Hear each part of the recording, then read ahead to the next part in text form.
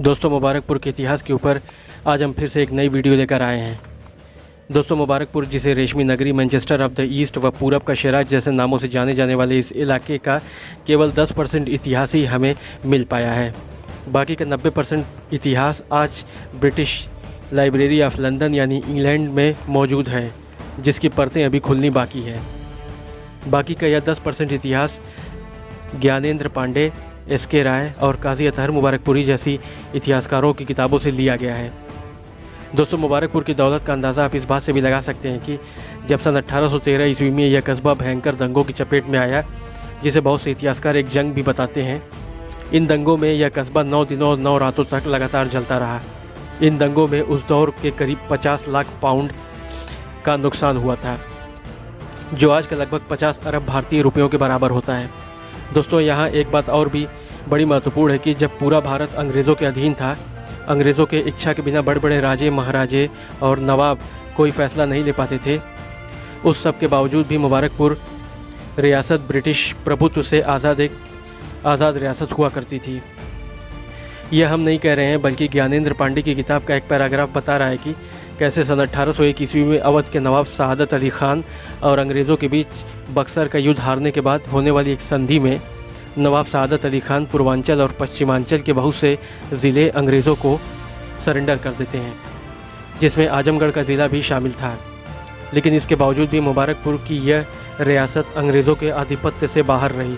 कारण था यहाँ पर हुकूमत करने वाले शेख ज़मींदार, जो कि मदीना के अंसारी साहबाओं तथा मदीना के शेख दाराब के डायरेक्ट वंशज थे। वे एक मजबूत ताकत के रूप में यहाँ हुकूमत कर रहे थे। दूसरी तरफ बिहार, बंगाल और उड़ीसा जीतने के बाद अंग्रेज़ों का भी मनोबल काफ़ी ऊंचा हो गया था। लेकिन इसके बावजूद भी अंग्रेज़ यह बात जानते थे कि यहाँ के शेख ज़मींदार एक नई पावरफुल उभरती हुई ताकत थे।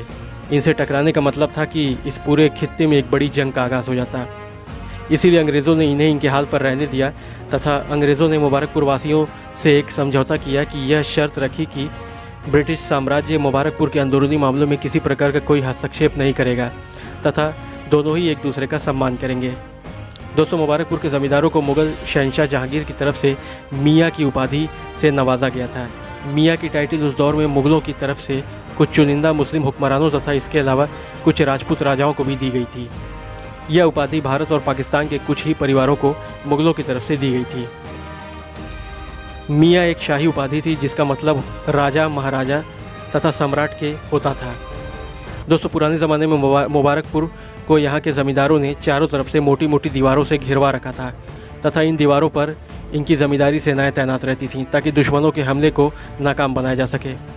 इतिहासकार ज्ञानेंद्र पांडे बताते हैं कि यह कस्बा तब एक फोर्टिफाइड टाउन यानी किलेनुमा कस्बा की शक्ल में हुआ करता था। दोस्तों, 1930 के दशक के बाद से ब्रोकेट साड़ी के हथकरघा उद्योग ने अच्छी प्रगति की, लेकिन यह उछाल सफलतापूर्वक जारी नहीं रह सका और दूसरे विश्व युद्ध के दौरान और स्वतंत्रता के समय एक बड़ा झटका लगा।